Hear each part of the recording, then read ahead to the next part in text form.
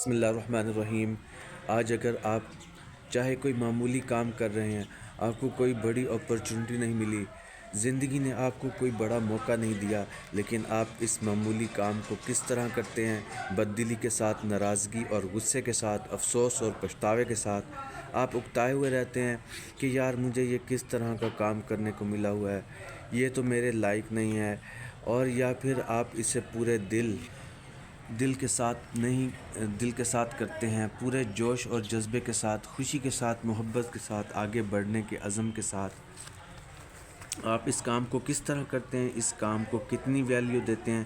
دوستو، یہ بات بہت ہی زیادہ اہم ہے اور یہ ہماری زندگی کو کس طرح بدل کر رکھ سکتی ہے۔ جاننا چاہتے ہو تو یہ دیکھو کہ ایک کہانی سناتا ہوں میں۔ دوستو، آپ کا رویہ ہی آپ کی آنے والی زندگی کو طے کرتا ہے۔ کسی گاؤں میں دو نوجوان رہتے تھے اور وہ دونوں ہی ایک کان میں پتھر توڑنے کا کام کرتے تھے۔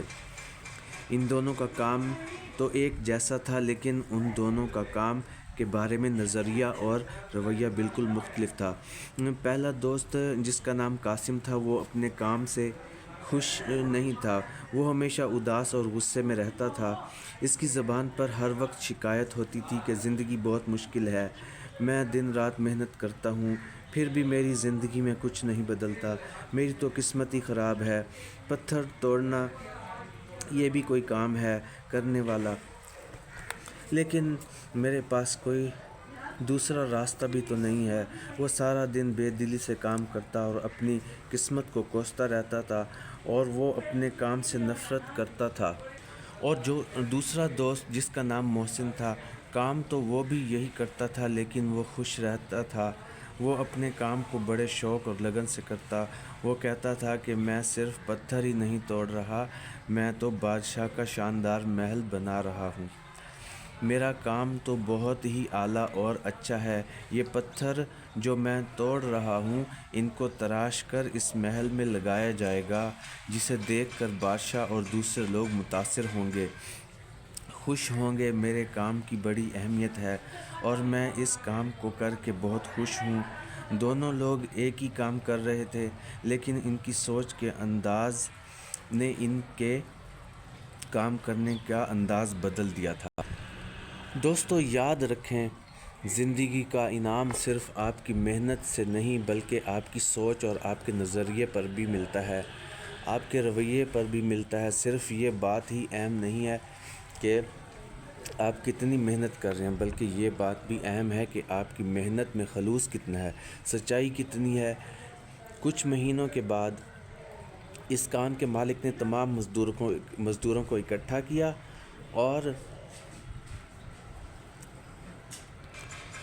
بولا کہ جو پتھر ہم نے توڑ لیے ہیں، ان سے ایک شاندار محل بنایا جا رہا ہے۔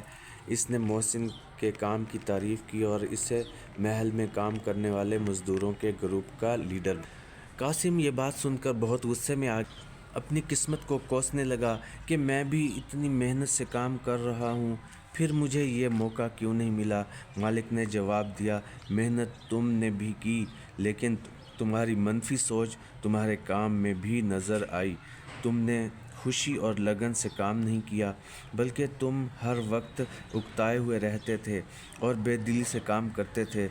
کسی بھی کام میں آگے جانے کے لیے خلوص نیت، جوش و خروش، کام کرنے کی لگن اور ایک مثبت جذبہ بہت ضروری ہے۔ محسن کی مثبت سوچ، اس کا اپنے کام کے ساتھ لگاؤ، اس کے کام کو خالص بنا گیا اور اس سے لوگوں کی نظروں میں بلند کر دیا۔ دوستو، یہ کہانی ہمیں سکھاتی ہے کہ ہمارا نظریہ، ہماری سوچ ہی ہماری زندگی کو طے کرتی ہے۔ زندگی آپ کے لیے ویسے ہی ہوتی ہے جیسا آپ اس کو دیکھتے ہیں۔ اگر آپ ہر وقت کام کو بوجھ سمجھیں گے، اکتائے ہوئے رہیں گے، تو آپ کی زندگی ہمیشہ مشکل ہی لگے گی۔